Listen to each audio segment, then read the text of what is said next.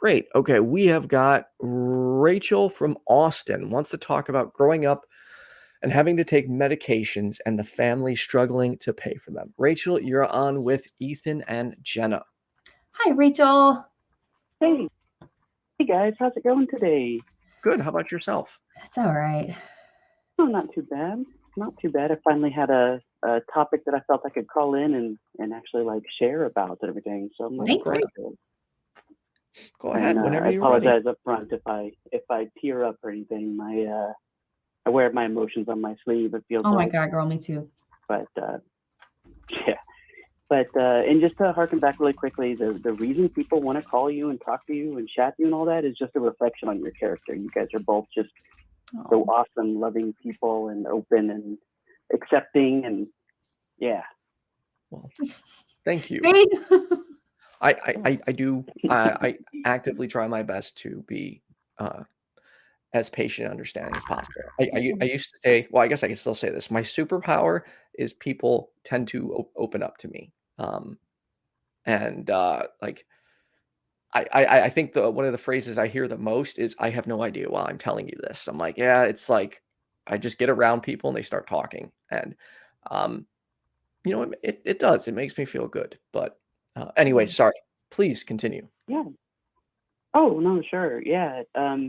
Yeah. I haven't really, in the atheist circles I'm a part of, I haven't really shared a whole lot about my history. But growing up, shoot, I don't even know how old I was. Let's see, it was 12 when I had the surgery. So 3 years before that, kind of had an undiagnosed brain tumor, and missed like a lot of socialization. Like I would skip school, sleep all day, everything, and I missed like 3 crucial years growing up. But more onto the topic, once we found out that I had a brain tumor and had to get surgerized and all that, it was an immediate apparent, like we were comfortable, but having a out of the blue surgery, after going through all these medical hoops trying to figure out what I had and everything. And yeah, I can remember like the minute we learned about it, it was, you could kind of feel this immediate after the like, holy shit, I'm gonna have to have brain surgery. It was like, how are we gonna afford this? That's terrifying. I can imagine.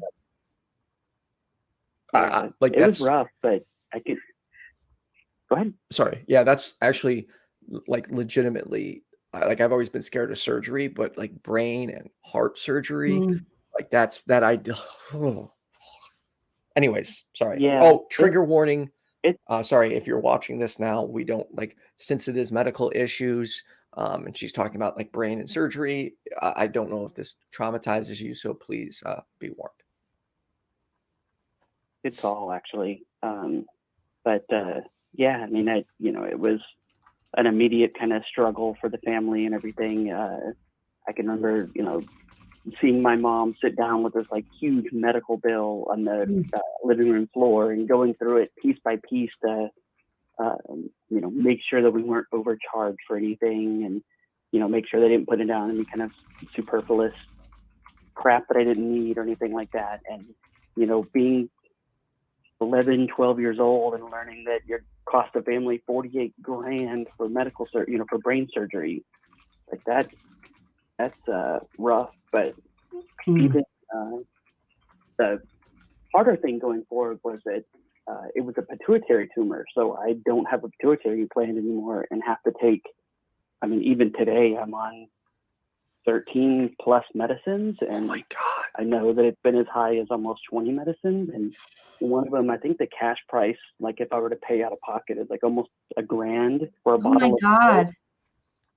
That's and yeah, I mean that, and that's going to be forever. That's going to be the rest of your life. Pardon? That's going to be for the rest of your life, right? I mean, that's not temporary. Yeah, I have to take synthetic hormones to replace the hormones that I lost. Can't produce anymore. Right. And of course that all plays into this the imposter syndrome, being transgender. It's like, was this all just a complication of surgery, or? Oh, wow. Oh God. Yeah, but having like the family struggle to pay for medicines because it was like $100 a month for one of the main medicines I have to take. Like, it's one that if I don't take, I have pretty dire consequences. Not to go too in depth in it, but you know, hearing my dad say stuff like, "Oh, I'd rather not have electricity for a month so you can have your medicine and stuff." That's absolutely horrible that choice even has to be made. Oh my God! And you had great parents. It sounds like, right? Yeah, no, they were great. I mean, they, you know, had their problems, but they were great. Right. So it's like, you know, I'm just to say that there are a lot of people who don't even have good parents, and just like I can't imagine that either, you know. But I mean, it sounds like you got, as terrible as that is, there's go ahead. Oh no, yeah, no, and it definitely made my relationship stronger to them. But just, you know, since preteen, having that guilt of what I cost the family or what negative impacts I have, it's just, you know, even today, like I feel like I don't deserve medicine. Oh my God. You feel like that? I hope you know in the other part of your brain that that's not true, right? Like when you talk to yourself, do you Yeah, of course. But that, you know, that doubt or whatever is still there. Oh my God, I'm so sorry. I don't know. It's just a holdover from that. You know, it's like if I fall off of medicine and I need to refill it, you know, sometimes, you know, there's costs involved and I can't afford it and, you know, have to go without it for however long. But yeah, I don't know. It's just something like that. And, you know, harkening back to not having like universal health care, they quote unquote first world country, you know, if we would have had universal health care, it would have just been like, oh, you know, time for surgery, get it done, here's some medicines. But like even after all that, like I wasn't seeing doctors for it. And once I was an adult, I went in for, you know, checkups and all that, and we get yelled at by medical professionals like, oh, you should have been here, you should have been doing all this stuff, and you know, you have to take care of this, that, and the other. Like, I first of all had no clue, but then after that, it's like I could barely afford to pay rent and feed myself, you know. Well, how are you doing now with, you know, your money and mental health, like right now? It's still a struggle. You know, definitely don't have an abundance of money to spend on it, but yeah, I lost my health care last year during COVID and dropped off of therapy and had to stop taking some medicine. Oh, It's kind of this cyclical issue, you know, it's like, oh, you can't afford the medicine or whatever reason, you falter from it, you know. It's just kind of cyclical is the best way to explain it. You know, you drop off the medicine and then you kind of get worse, and then it's like, oh crap, I've got to do something and get back on it, and you know, hope nothing. Sure, but God, right now, thank you for being so open about all this.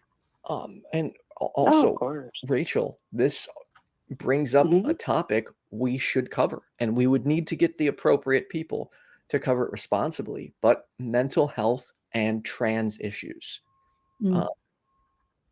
Obviously, Jenna and I couldn't cover it, but I think if we get the right people, I don't know, that could be beneficial.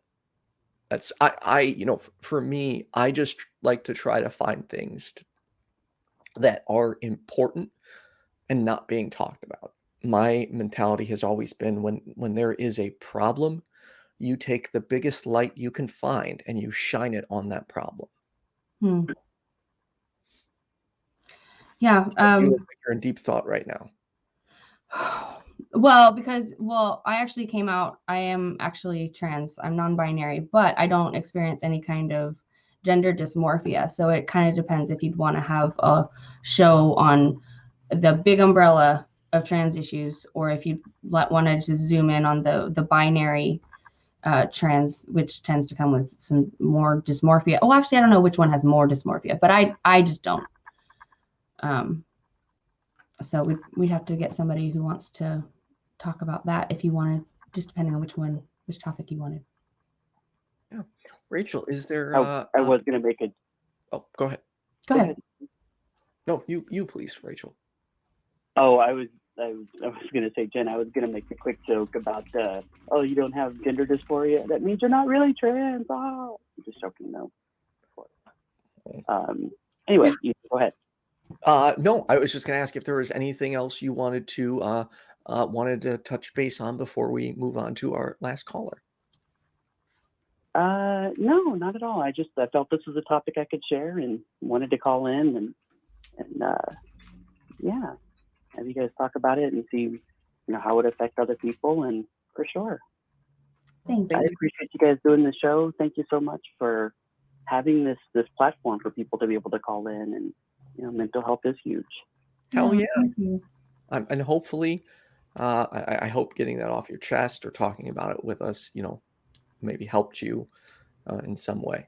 And I'm hoping that somebody who's listening to this is somehow engaged in some kind of system that may be able to influence this to go a different way for people. Thank you, Rachel, so much for watching the program and giving us a call. Thanks, Rachel. Yeah, thank you guys. Take care. Have a good day. Happy Sunday. You too. You love.